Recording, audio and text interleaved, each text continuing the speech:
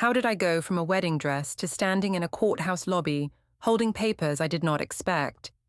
Why did my husband cancel the honeymoon, freeze the accounts, and leave me in the hotel suite like I was a stranger? I still tell myself he did it to punish me, but the timeline says he did it to protect himself. My name is Ligaya Calder, and I planned events for hotels for a living. I knew how to make people clap on cue. I knew how to light a room so everyone looked softer, kinder, richer. I also knew how to hide a bad detail under a good song. That year, I wanted a real wedding. Ethan and I already had a small courthouse day years ago, with cheap flowers and one photo that looked like a mugshot. I told everyone it was romantic to do it twice. I said we were finally doing it right. I said we deserved a big moment. Ethan did not fight me at first. He worked late and came home quiet. He let me talk about menus and seating charts. He carried boxes and nodded. When he did not smile in the mirror, I blamed his face. At my office, I was the one with the plan. I sat in the open space with my laptop and my color folders. People trusted me because I acted sure. I also liked that power. When I spoke, co-workers listened.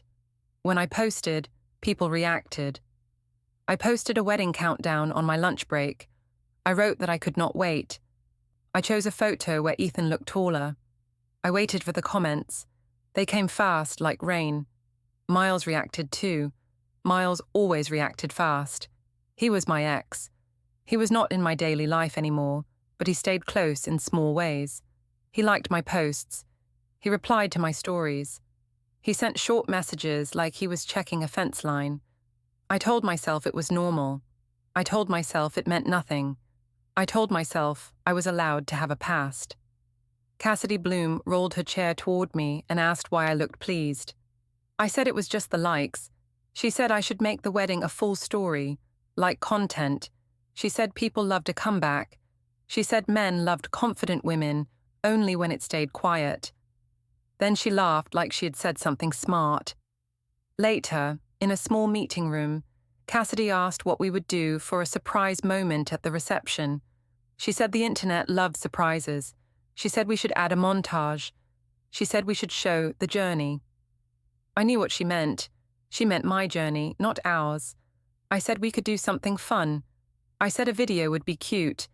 I did not say Miles had clips. I did not say he always filmed everything like life was his project. I did not say I had once liked being the main character in his camera. When I got home, Ethan was in the kitchen. He was chopping vegetables like he was counting seconds. I asked how his day was. He asked how mine was. His voice was polite, but his eyes looked tired. He asked why Miles kept showing up in my notifications. I pretended I did not know what he meant. I said people could react to posts without it being deep. He asked if Miles was invited to the wedding. I said the guest list was not final, like that solved it. He asked why I still talked to Miles at all. I said he was being insecure. I said I needed friends who understood my life. I said it was unhealthy to control who I spoke to. I said it was not attractive when a man acted small. Ethan asked if I thought he was small. I said he was twisting my words. I said he always made things heavy. I said I was trying to plan something beautiful and he was throwing dirt on it. He asked if I ever thought about how he felt. I said he was supposed to support me. I said I carried the emotional load. I said my job was pressure, and he should not add to it. That was my trick. I moved the topic fast. I made my stress the main story. If he looked hurt, I called it drama.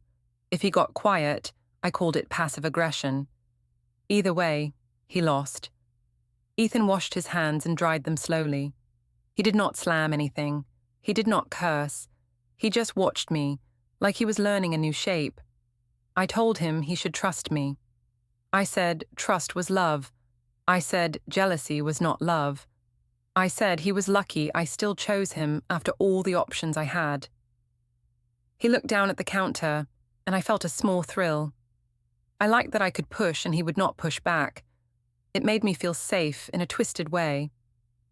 After dinner, I stepped onto the balcony and called my sister Brielle. I told her Ethan was acting strange again. I said he was making the wedding about his feelings. Brielle asked what happened.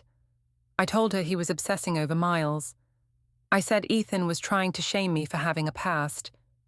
Brielle asked if I gave Ethan a reason to worry. I said no. I said Miles was old history. I said Ethan always wanted to be the victim. I said I was tired of carrying a man's fragile pride. Brielle did not argue hard. She rarely did. She said I should be careful. She said weddings made people sensitive. I heard the warning, but I turned it into permission. If she did not stop me, it meant I was fine. Inside, Ethan's phone lit up on the counter. I saw a calendar alert. It said, "Meeting, personal 10:40 a.m." That was all. No name, no place. It looked clean and private. I asked him what that was. He said it was something he needed to handle. I asked if it was work. He said it was personal. I asked if it was about me. He said he was just organizing things. I told him he was being vague. He asked why I cared if it was nothing. I said I cared because he always accused me, so he owed me clarity. He looked at me for a long moment. Then, he picked up the phone and turned the screen away. That movement made me angry. It felt like he had taken a small power back. I went to the bedroom and scrolled on my own phone. I saw the comments again. I saw hearts. I saw friends telling me I deserved a fairy tale. I chose that reality because it felt better. Then Miles messaged me. The preview showed a tiny video thumbnail. It was a hallway with bright carpet and a hand holding a wristband. I remembered the sound of that place, the cheap ice machine, the way we laughed about being off the grid. My stomach dipped, but I told myself it was not guilt. I told myself it was nostalgia. Miles wrote that he had the perfect gift for the wedding. I stared at the message and did not reply right away. I told myself I would handle it later. I told myself I could control it. In the kitchen, Ethan turned off the lights one by one. He did not ask me to come talk. He did not chase me down the hall. He just moved like a person closing a store. I lay in bed with my phone face down on my chest. I could hear Ethan brushing his teeth. I could hear the bathroom drawer close with a soft click. Everything sounded careful, like a house preparing for a storm while pretending it was only rain. The next day at work, I acted like nothing had happened. I walked into the open plan office with my coffee and my schedule, and I let the wedding talk fill the air. People asked about the dress, the flowers, the menu. I smiled and gave quick answers, like a presenter on a stage. Cassidy came to my desk and asked if I had fixed things with Ethan. I said Ethan was just stressed. I said men got weird around weddings because they feared losing control. Cassidy said I should not shrink myself to make him comfortable. She said I should set the tone now, or he would keep testing me later. I liked that advice because it made me feel innocent. I checked my phone and saw Miles had sent another message. He wrote that he had a small edit ready. He said it was tasteful. He said it would make everyone see our real story. I stared at that line longer than I should have. I told myself he meant my story, not ours. I told myself it was only a video. At lunch, I said I needed to check something near the venue. I did not tell Ethan. I told myself I did not need permission. I drove to a coffee shop 2 streets from the hotel ballroom. It was the kind of place with exposed brick and quiet music, where people liked to pretend they were busy and interesting. Miles was already there. He stood when he saw me, like he was still trying to be polite. He asked how the wedding planning was going. I said it was almost perfect. He asked if I missed traveling. I said I missed feeling free. He smiled like he knew exactly what I meant. He slid his phone across the table for a second. I did not touch it, but I saw the paused frame. It was a bright airport terminal, and my hand holding a passport cover. There was a date stamp in the corner. My throat went dry. I asked why he kept saving those clips. He said he saved everything because it was his job and his habit. He said our trip was creative gold. He said he never got to use it, and now he wanted closure. He asked if I was scared. I said I was not scared. just annoyed. That was not true. I told him the wedding was not about him. He said he understood, and then he said he still wanted to give me a gift. He asked if Ethan knew about the trip. I said Ethan did not need every detail of my past. Miles nodded like that was reasonable. I kept my voice calm, but inside I was measuring risk. I was thinking about angles, not feelings. I told myself I could manage Miles. I told myself I could manage Ethan too. When I walked out, I saw Ethan's car across the street. For 1 second, I thought I had imagined it. Then the driver door opened and Ethan stepped out. He looked like he had come straight from work.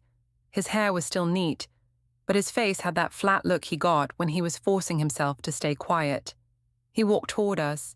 He did not run. He did not shout. He asked why I was there. I said I was checking on vendor timing. He looked at the coffee cup in my hand and then at Miles.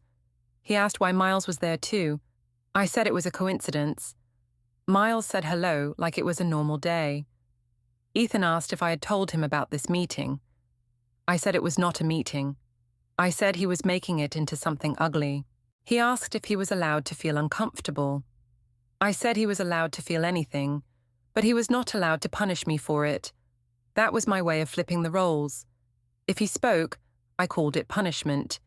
If he asked, I called it control. I watched his shoulders tighten, and I felt like I was winning an argument I had created. Ethan asked Miles, without raising his voice, to give us space. Miles said he did not want conflict. He said he only wanted to support my big day. Ethan asked what kind of support included secret clips. Miles looked at me like he was checking my loyalty. I said Ethan was being dramatic. I said Miles was a friend, and I was not a child to be supervised. Ethan did not argue with Miles again. He looked at me and asked if I was hiding anything else. I said there was nothing to hide. I said he was projecting because he was insecure. I said he was acting like a jealous teenager. Ethan asked if I knew how disrespectful that sounded. I said respect followed results, and I had results. I said I was building a family image, and he was poking holes in it. He asked if image mattered more than truth. I said truth was complicated. I said marriages needed flexibility. I said he was too strict, and it made him cold.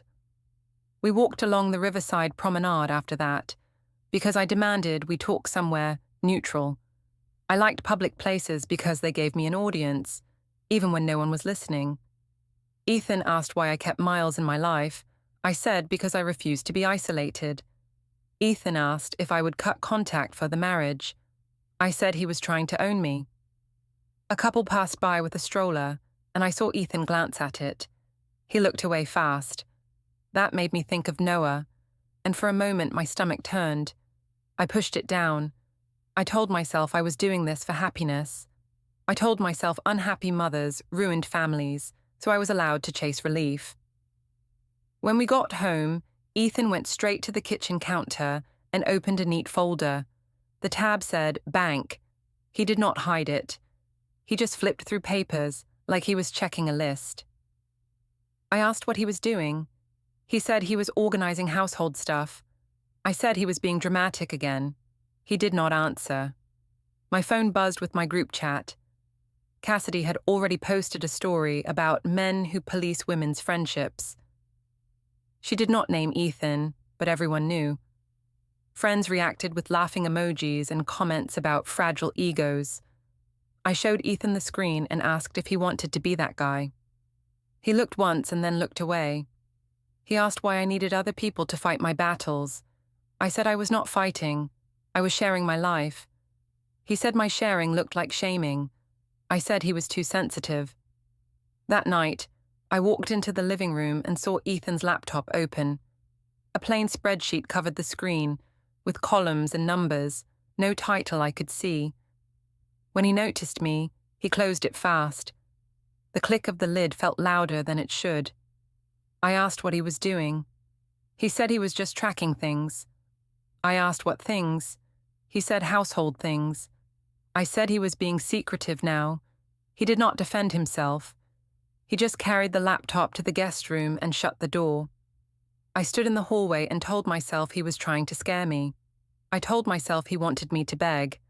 I told myself I would not. But my hands were shaking anyway, and I hated that the fear felt like truth. The rehearsal dinner came fast, like a deadline I could not move. I chose the family restaurant because it had a long table and warm lights. It looked expensive in photos, even if it was not. I wanted that look. I wanted people to think we were strong. I arrived early with Cassidy and 2 friends from work. They took pictures of the place before anyone sat down. Cassidy asked if I wanted her to post a soft launch story. I said yes. I said it was harmless. I said people loved seeing love. Ethan came in with his mother, Marcia, and his brother, Trent. Ethan wore a simple shirt and a calm face. Marcia greeted me politely.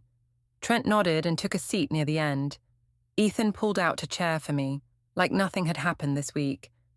That made me mad in a quiet way.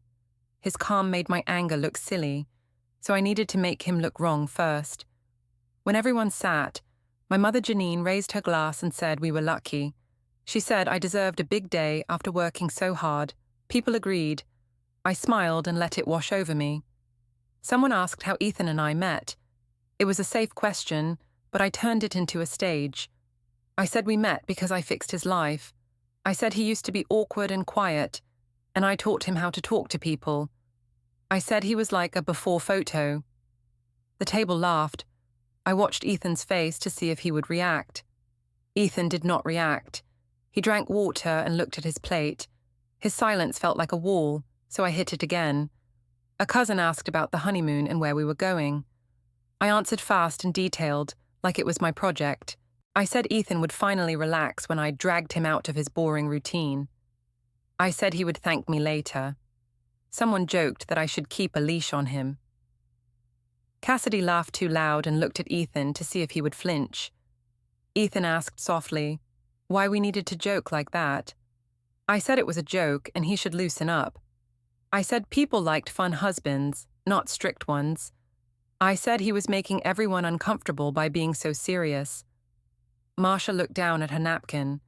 Trent watched me like he was counting each word. My father Rick stared at the menu like he wished he could disappear into it. Halfway through the meal, Miles showed up. I did not invite him openly, but I also did not stop him. He walked in like he belonged there, with that easy smile and his clean jacket. He greeted my mother first, like he was a polite friend of the family. He greeted Cassidy and the others, like they were his crew. Ethan's eyes lifted and held still. He asked me, without raising his voice, why Miles was there. I said Miles was just stopping by. I said he worked nearby. I said Ethan needed to stop seeing danger in every shadow. Miles said he brought something small for the wedding. He said it was a video gift. He said it would make everyone laugh and cry in a good way. He said it was tasteful. He looked at me while he said it, like we shared a joke. Ethan asked what kind of video gift it was. Miles said it was a montage, a memory piece, a story. Ethan asked if I had approved it. I said yes, because it was my wedding and I could approve anything I wanted. I said Ethan should trust my choices. Ethan asked me, in a low voice, to talk outside for a moment. I said no, because the table was waiting, and I was not going to look like a child being corrected. I said if Ethan had something to say, he could say it here. People went quiet, and I felt that power again. I felt like the room was mine. Ethan said he did not want a scene. I said he already made scenes with his jealousy. I said he should be grateful I still included him in my life. I said other men would not complain so much. I said he was lucky I married him, after all the options I had. That was a cruel line, but it landed the way I wanted. It made him smaller without me raising my voice. It also made me feel taller. Brielle kicked my foot under the table, a warning. I ignored it. Cassidy smirked and lifted her phone like she might record, then put it down again. Ethan pushed his chair back slowly. He did not slam it. He asked Miles, again, to give us space. Miles said he did not want conflict. He said he only wanted to celebrate. Ethan did not argue more. He just sat back down, and his calm turned heavy. After dinner, people stood in the hallway near the bathrooms and the front desk. My mother hugged me and said I handled it well. She said Ethan needed to learn that I was the leader in the relationship. I liked hearing that. It made me feel right. Ethan waited until the crowd thinned. Then he asked me why I kept doing this. He asked why I needed Miles to orbit us. I said he was being controlling. I said he wanted to isolate me. I said I would not be trapped by a man's fear. He asked if I even heard myself. I said he was judging me. I said he was punishing me by acting cold. He said he was not punishing me. He said he was trying to understand what was real. In the elevator, the mirror showed our faces side by side. I looked bright and ready. He looked tired and careful. His phone lit up with a reminder. I saw the words for a second. Paper drop, 8:15 a.m. I asked what that meant. He said it was nothing I needed to worry about. Then he locked the screen. At home, I went to bed still angry, but also restless. In the night, I woke to a faint sound, like a small machine chewing paper. It came from the guest room. I held my breath and listened. The sound stopped, and the house went quiet again. I lay there, staring into the dark, and told myself it was just normal life noise. But my chest stayed tight, and I could not make it loosen. The wedding day started with noise and perfume, and people telling me I looked perfect. I liked how easy it was to control a room when everyone wanted the same thing from me. They wanted a bride. They wanted a story. I gave them both. In the bridal suite, Cassidy fixed my hair, while two friends took videos for my social media. My mother hovered near the mirror and kept saying I deserved this. She said Ethan should be grateful I still chose him after all his moods. I nodded, like that was wisdom. My phone buzzed again. Miles sent a short message. He said the gift was ready and it would tell the real story. He said I would thank him later. I felt a small jolt, like stepping off a curb too fast. I told myself he meant the journey of love. I told myself a video could not hurt me if I acted confident. Ethan came to the door with Noah's tiny suit bag. He asked if I needed anything. I said I needed him to smile and stop being tense. He asked if we could talk for 1 minute alone. I said we had no time and he was making me anxious. He looked at Noah and then looked at me, like he was choosing his words. He asked if Miles was still involved with the reception plan. I said yes, because he was helping with the montage, and it was not a crime to have friends. He asked what was in the montage. I said memories, and I asked why he always assumed the worst. He said he was not assuming. He was trying to avoid a public problem. I said he was the public problem. The ceremony itself was smooth. The music played. People cried at the right moment. Ethan stood beside me and held my hand. He did not squeeze too tight. He did not shake. He looked calm, but I felt a distance like glass between us. After the photos, we moved to the ballroom. The room looked exactly how I wanted. Warm lights, white flowers, clean table lines. I walked in and watched people's faces lift. That lift was my favorite thing. It made me feel like I had won. During dinner, I kept the mood light. I told stories that made me look fun and made Ethan look serious. When someone said Ethan was quiet, I said he was learning how to relax. When someone praised him, I said he had improved since meeting me. People laughed. Cassidy laughed the loudest. Ethan asked me, softly, to stop doing that. I said it was a joke and he was too sensitive. I said I needed a husband who could take humor. He asked if I would be okay if he joked about me like that. I said it was different because I was the one carrying the day. I said the wedding was about my comfort, and he should not be selfish. The DJ, Dylan, came to our table at one point. He asked if we were still doing the surprise montage. I told him yes. Ethan looked at me and asked if I had checked the video. I said I did not need to check it because I trusted my team. I said Ethan needed to stop treating me like I was careless. Dylan asked if Miles should bring the file to the booth now. I said yes. Ethan did not argue with Dylan. He just watched, and his face went still. When the time came, Dylan took the microphone and announced a special video gift. People clapped before they even knew what it was. I stood and smiled, because that is what brides do. The screen lit up, and for the first 5 seconds, it looked safe. It showed old photos of me and Ethan, then quick shots of friends, then a clip of Noah laughing in a park.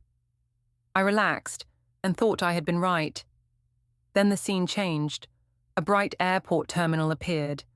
A hand held 2 wristbands. The next clip showed a hotel lobby with the date stamped in a corner. It showed my face, younger but clear, turning toward the camera and smiling like I was sharing a secret. It showed Miles's hand reaching into frame, not touching me in an explicit way, but close enough to say what it meant. It showed a quick view of a room key envelope. Then my own voice played, laughing, saying I liked that no one knew where we were. The room made a sound like one big inhale. Chairs shifted. A few guests gasped. I saw phones lift in the air, screens glowing, people recording. My first thought was not shame. My first thought was anger at being exposed without permission. My second thought was that I needed to control the story fast. I turned to Ethan and said it was old. I said Miles was trying to be funny. I said it was edited to look worse. Ethan stared at the screen for 1 more second, then turned to Dylan. He asked Dylan to stop the video. His voice was even. It was not a yell. That calm made the whole room quiet in a sharper way. Dylan hesitated, then stopped it. The screen froze on a frame of the hotel lobby. The date stamp still showed. Ethan asked a venue manager for a private room. He asked Marcia to take Noah away from the crowd and get him ice cream. He asked Trent to stay close. He did not touch me. He did not threaten anyone. He moved like a man following steps he had already planned. In the small side room, Ethan asked me one question. He asked if I lied to him about that trip. I said it was before we were fully serious, and I said it was not the same as cheating now. He asked if I hid it on purpose. I said I hid it because he would overreact, and that proved I had been right. He asked if I understood what the guests just saw. I said they saw a woman who had a life before him. I said if he loved me, he would defend me. He said he would not defend lies. I told him he was ruining my wedding. He said the wedding was already ruined when the truth entered the room. I told him he was embarrassing me by not going back out there. He said he would not perform. I followed him into the parking garage when he walked away. I demanded he come back and finish the night. I said a real husband protected his wife. He asked why I needed protection from something I chose. I said I needed protection from Miles, and from gossip, and from people twisting things. Ethan said he would not fight in a garage. He said he would handle things properly. He unlocked his car and put his phone to his ear. He did not say much. He listened more than he spoke. His posture stayed calm, like he was holding a line. I stood there in my dress, watching him turn away from me without panic. That scared me more than shouting would have. When I walked back inside, my phone lit up with notifications. One email subject stood out above the rest. It said the honeymoon booking was cancelled per request, and my stomach dropped, like the floor moved under me. The next morning, I woke in the bridal suite alone. My dress was still hanging on a chair like a joke. My makeup bag was open, and a bobby pin stuck to the carpet. I checked my phone and saw missed calls from Cassidy and my mother. I saw messages from guests, half curious and half judging. I told myself Ethan had gone too far. I told myself he left me on purpose to shame me. I told myself a good husband would have stayed and protected me from the crowd.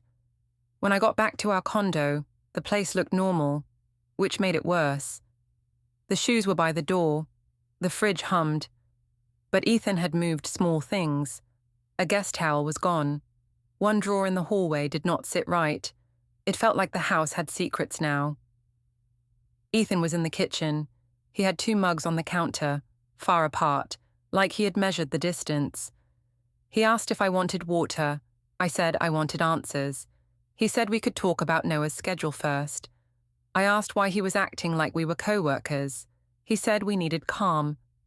I told him he was punishing me with silence. He asked what I wanted him to say. I said I wanted him to admit Miles set me up. He asked if Miles forced me to go on that trip. I said that was not the point. He said it was the point. He asked for Noah's school form and the allergy list. I said he was avoiding the real issue. He said Noah was the real issue. I said he was using our child as a shield. He said he was using routine as a shield, and he said shields were allowed. I tried a different angle. I told him he embarrassed me. I said people were calling me names. He asked why I cared more about strangers than about the truth. I said truth was messy and adults moved on. He said moving on required honesty. I said honesty was not a weapon, and he was making it one. That is how I talked. I made my choices sound like wisdom. If he disagreed, I called him childish. If he stayed calm, I called him cruel. When Noah came into the kitchen, Ethan softened. He asked Noah if he wanted cereal. Noah asked why Daddy was quiet. Ethan said he was thinking a lot. Noah asked if the wedding was bad. I jumped in and said Daddy got mad for no reason. Noah looked from my face to Ethan's face, like he was trying to solve a puzzle. Ethan did not correct me in front of him. He just said we would all have a normal day. That calm made me feel trapped, like I could not start a fire if the room was made of stone. At the school pickup line later, parents stared in that careful way they use when they want gossip but want to look polite. I kept my chin high. I told myself they were jealous.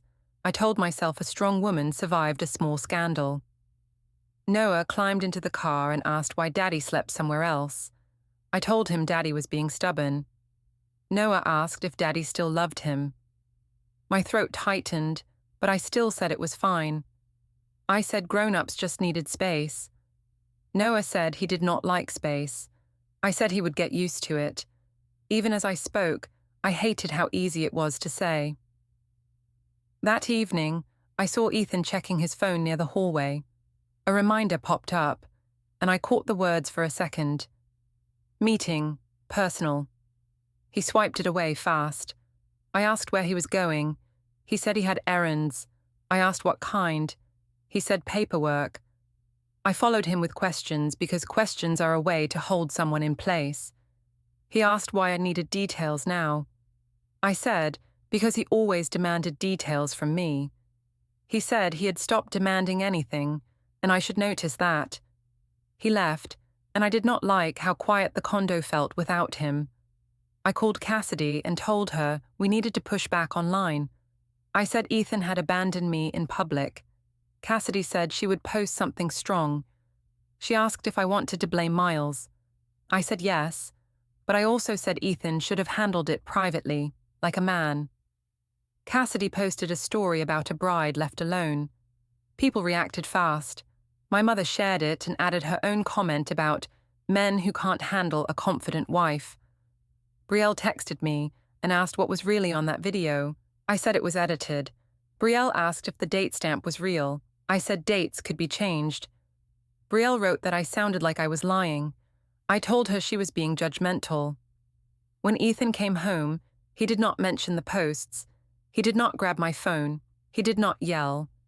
He only asked me to stop involving Noah in adult fights. I said I did not involve him. He just asked questions. Ethan said my answers shaped his world. I told Ethan he was trying to make me feel like a bad mother. He said he was trying to keep Noah safe from chaos. A few days later, Ethan met family at a community hall after a kids' event. My mother came ready to argue. Marcia came quiet and steady. Trent sat beside Ethan like a guard who did not need muscles. My father looked sick with stress. I spoke first because I hate empty space. I said Miles ruined my wedding. I said Ethan ran away. I said Ethan cared more about pride than family. My mother nodded hard. Cassidy, standing near the doorway, held her phone like she might record. Ethan waited until I finished. Then he said he was not debating my feelings. He said he was focusing on facts and routines. He said Noah would not be used as a prop. My mother asked if he was threatening me. Ethan said he was setting boundaries. Trent asked me, calm but sharp, if I understood what shared money meant and what trust meant.